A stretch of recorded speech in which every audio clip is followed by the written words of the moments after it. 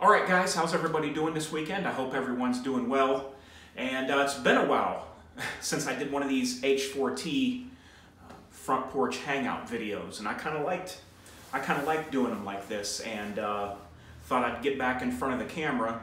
It's been a long time since I got in front of the camera while I was going down in my diet and things. It was months. But anyway, let's get into the meat of this video. Now, I did take some notes this time, because there was some things I wanted to try to make sure that I remembered, because almost no matter what you do, when you do these videos, there always seems to be things that you wish you would have talked about that you forgot. So I did take a few notes. What we're going to talk about, guys, is all this stuff going on with Donald Trump, whether you like him or hate him. We're going to discuss the things that's going on with him and with the FBI and the things that have come to light. And now, first of all, I want to say that while I do believe that 90-some% of the FBI is legitimate, good, honest, hardworking people that do what they're supposed to do and that fight for this country and do all kinds of things and put their lives on the line, there is always going to be that few in every aspect of life that don't adhere to those same beliefs. Unfortunately, Peter Strzok, he was the #2 guy in the FBI for counterintelligence. That was one of the bad apples. So you do have a situation where somebody that's high up can do that, and he tends to make the whole department look bad in the eyes of some of the Americans, when in reality, it's the rank and file guys that are the real, true backbone men and women putting their lives on the line, honest people that you can rely on every day. So I just want to put that out there first. Peter Strzok unfortunately was, until he was demoted, should have been fired, should be fired, was in high places in the FBI. So let's kind of go back to the beginning a little bit and kind of start from where this begins. Okay, so there is a dossier. They thought I don't know why they think it's so cool to make it a French term. What it is just a few sheets of paper stapled together, but they call it a dossier because it sounds more convincing if you make it a French word. That the media and the Dems tried to put out against Donald Trump. It was paid for by the Democratic Party, Hillary Clinton, and it was full of lies. It was given to a British spy. The chore was through Fusion GPS. It went to a British spy, last name was Steele, and he then collaborated with the Russians. See, here's collaboration with the Russians, and it goes back already, right from the beginning. We're going back with the collaboration with the Russians, and it goes right back to Hillary Clinton and the Dems, right off the bat. I mean, come on. You know, this whole Russian hoax and Donald Trump thing is it's just a farce. Yeah, there was a couple of guys in Donald Trump's administration, in his cabinet, that got in trouble with the FBI, but it was for a totally unrelated money laundering charge that dated back, I think, in the 90s, so decades ago. Had nothing to do with any kind of collaboration with the Russians, okay? And because I've always wondered, what would this collaboration be? What would the secret plan be with Donald Trump and Putin? What would it be? You know, I'll let you build a hotel in my country. What would the secrets be? I never could figure this out. The only thing that there has ever been found was, and they can't even tell for sure if it's 100% truth or not, was they say they have traced $100,000 worth of spam bots that put out info on Facebook back to Russia. Look, guys, if the Russians were to rig an election, the only way to do it would be to round up literally millions of people in busloads with rifles to their head and say, this is who you're going to vote for. Where I voted, there wasn't one Russian in the whole entire place that I could find. So people were going to vote for who they were going to vote for. If there was a spam bot or $100,000 worth of ads and spam bots coming out of Russia, that didn't sway anything. The whole thing was, and we're going to get into that, why this dossier was turned into such a big deal, because it was an insurance policy in case Trump won. Okay, so, but like I said, it keeps leading back to corruption and Hillary Clinton. I'm sure Hillary Clinton isn't happy right now in the Democratic Party of what's going on with this. But let's get into some of this. And we're going to talk about something that happened with JFK. This really gives me shivers down my spine. It was a speech that JFK made 2 years before he was murdered, assassinated. And he talks about something that the FBI spoke about in secret text messages. And it's, I can't believe nobody on the news has picked this up. As soon as I heard this phrasing from Peter Strzok and the FBI, immediately my mind went back to the JFK speech.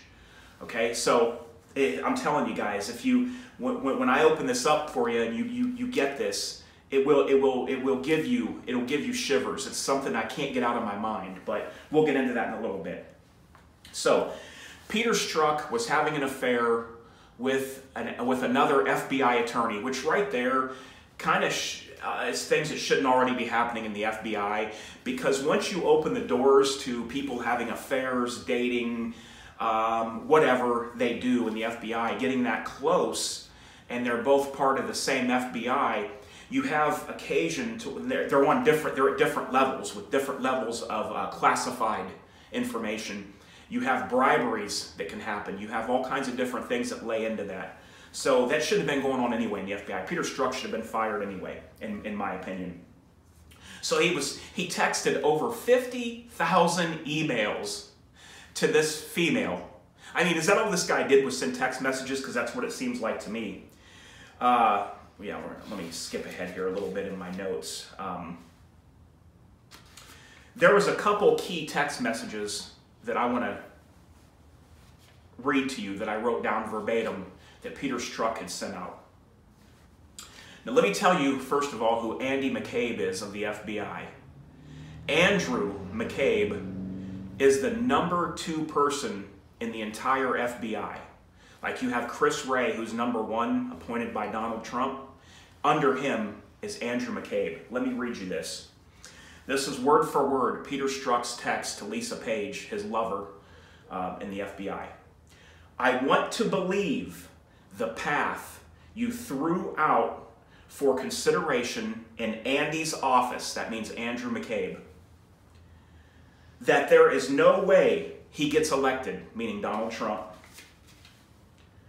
But I'm afraid that we cannot take that risk. It's like an insurance policy for you dying before you're 40 years old. So this means that the #2 guy in the entire FBI was having a conversation, Andrew McCabe, in his office about Donald Trump and the election and a path that was thrown out for consideration. We still don't know what that part means. But talking about there's no way that he can get elected, and this was said in the #2 FBI man's office. This is corruption beyond belief. Now, I'm telling you guys, it's one thing if another country tries to meddle in an election or into a government, but when it's your own government, that sends a new kind of scariness into your heart. That right there just reeks of utter corruption. And it's more like the KGB is what this is looking like from Russia in the United States. Like I said, on a couple of these top tier people. They're making the whole department look bad, and the whole department is not bad. I just want to put that out there. Let me see what else here I have for you. Okay, so why a lot of this went down, and I'm going to get to the JFK thing here in a little bit, just bear with me. So, why a lot of this was so blatant, and let me kind of backtrack here, I'm getting ahead of myself. We're going to see a memo come out here, probably within the next couple of weeks, that the Dems and a lot of people in government don't want us to see. And this is a memo about the methods that were used to obtain a FISA warrant to the courts to spy on Donald Trump, spy on Americans, before he was even president, to spy on Donald Trump, tap his phone, video surveillance, sound surveillance, tap people that he knew, their phones, all of what he was doing on the computer, everything. This fake, made up and paid for dossier that was paid for and was collaborated with the Russians by Steele, by the British spy Steele, collaborated with the Russians, and got this paperwork together, was paid for by the Democratic Party and Hillary Clinton, and there was nothing substantiated in it. This was taken to the courts to get a warrant as a basis for a warrant to spy on civilians, on Americans. And that's what happened to Donald Trump. That's why when Donald Trump got elected, he came out and made a big speech and said, Obama was spying on me and had my phone tapped, and everybody was saying he was crazy. He was right. He was exactly right. But this memo is going to show you the methods they used, how they did it, what they based their warrant on, and it's going to shock everybody. You're going to be totally and thoroughly shocked. You're not going to believe that you're living in the United States when you read this. You're going to think you're in a third world country when you read this memo when it comes out. Trust me. You're not going to believe this is coming out of the United States. So let me tell you why they didn't cover their tracks like they should have with this FISA warrant, and why they were so kind of haphazard. Because this whole time, they all thought Hillary was going to win. Peter Strzok even sent out text messages stating that they weren't going to go loaded for bear. This is verbatim. They weren't going to go loaded for bear on Hillary Clinton because she would definitely remember once she got elected the departments and who did what to her. So they said they weren't going to go loaded for bear. They already knew that she was going to be exonerated before they even interviewed her. It's just, this whole thing is wacky, guys. Our own government, some of our own government, tried to set up and rig an election in our country. It's just crazy. So that's why they didn't worry about it. Now it's all being uncovered because you have the media out there, CNN every day, saying Hillary Clinton has a 92% chance of winning. Donald Trump has no path to victory. I heard that so many times I dream about it. But that's what was said every day on every mainstream media channel. Everyone, everywhere. The media conned the people. They wanted it so bad. They thought they had it in the bucket. They thought there was no way that Donald Trump ever had a chance. They were saying Hillary Clinton had a think of that, 92%. That's like foolproof. You can't get any better than that. So when Donald Trump won, I'm going to tell you, a lot of people were scared, especially when Mueller started getting in there and doing this investigation, because there's a lot of things that's coming to light that never would have came to light. See, they would have swept this all under the rug and Hillary got in. It would have been all covered up and, and shuffled away. So let me read you let me find this one thing about Peter Strzok talking about a secret society. Let's see if I can find that here. Okay. Here's what Peter Strzok talked about. A secret society meeting. And he texted this to another FBI agent. And the secret society meeting was going to be somewhere outside of the FBI. The FBI claims they know nothing about a secret society. So this secret society meeting was texted to somebody from Peter Strzok. Now, here's what gives me chills about JFK. And, he was assassinated. The video's out there. I remember being a little kid. I wasn't even near thought of when JFK was around or assassinated. But I remember seeing that video so many times when I was a child that when I would see the man speak, he didn't look normal to me with his head on. And I'm not saying that in a cruel or trying to be funny way. But literally, I've seen so many times growing up JFK getting shot that when I seen him give a speech, he looked weird to me with his head still on. And that's just crazy. Okay, so here's an excerpt, and you can look this up, from a speech from JFK that came into my mind after I read Peter Strzok's text messages. This is what part of the speech said. The very word secrecy is repugnant in a free and open society. And we are, as a people, inherently and historically opposed to secret societies, to secret oaths, and to secret proceedings. JFK, word for word. Now, this was probably a year and a half before he was assassinated. And I don't know all what he was getting into in that speech, but I've seen people bring that speech up before, but never in conjunction with a secret society meeting with the FBI.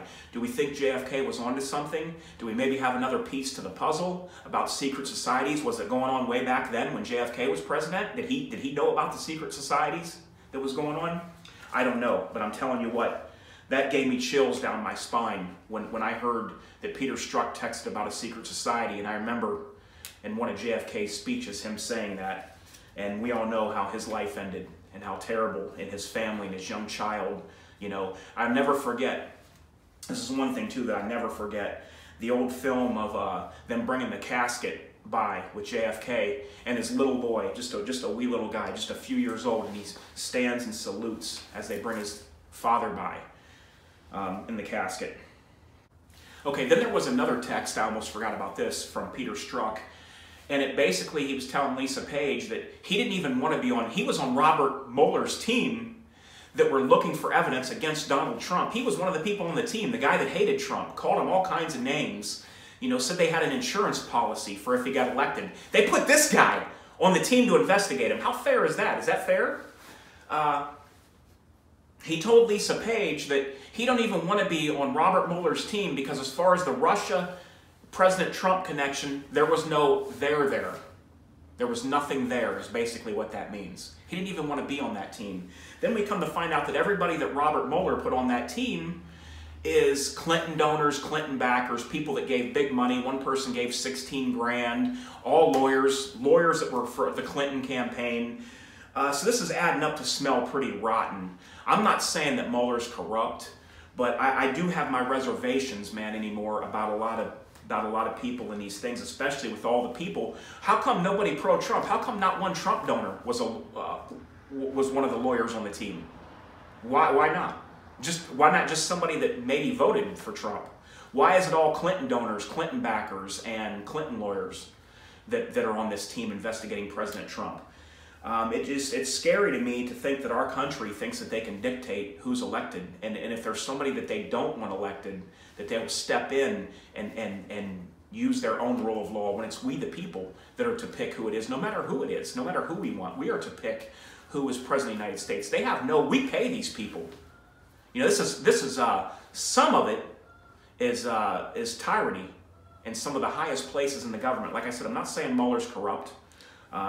You know, Mueller did remove Peter Strzok from the investigation, which he should have a long time ago. He should be fired. He just got demoted. He's still getting paid. He's still working for the FBI. But here's the thing. I and most everybody else out there, even the mainstream media, knows that Donald Trump himself and Putin have no connection and had no dealings and no collaboration. What would the collaboration be? Somebody explain to me in the comments. What would the collaboration even be between Donald Trump and Putin? What would the deal be? Oh, I'll send out spam bots and you give me more nuclear. Nuclear capabilities. I mean, what was the deal? What was the shake hands thing? You know, what would it be? I don't understand. I know President Trump had talked about getting along with Putin, but it's Hillary Clinton that took the reset button and said, here, push this, when she was Secretary of State and was trying to get Russia to be friendly with the U.S. So there is so much corruption in the Clintons, guys. If we were able to dig into that, it would probably astound the average person, even the people that don't like Hillary and do research on the corruption. It would astound you if you knew the corruption with the Clintons. Going all the way back to when, most of you might not even know this, you younger ones. Did you know that Bill Clinton was impeached? Just because you're impeached don't mean you leave office. There's two different kinds of impeachment. Bill Clinton was impeached, and we're going to get into this too, why I don't think it's good for President Trump to testify in front of Mueller, and I'm going to explain why, and it's not that he's guilty. Bill Clinton was impeached, but he was allowed to remain in office. Okay, if you don't believe me, go back and look it up. But he was impeached. He just wasn't removed from office. There's two different kinds. There's this more severe impeachment where he'd be removed from office. Now, here's why I don't want President Trump to meet and personally speak with Robert Mueller. Because there's a couple reasons.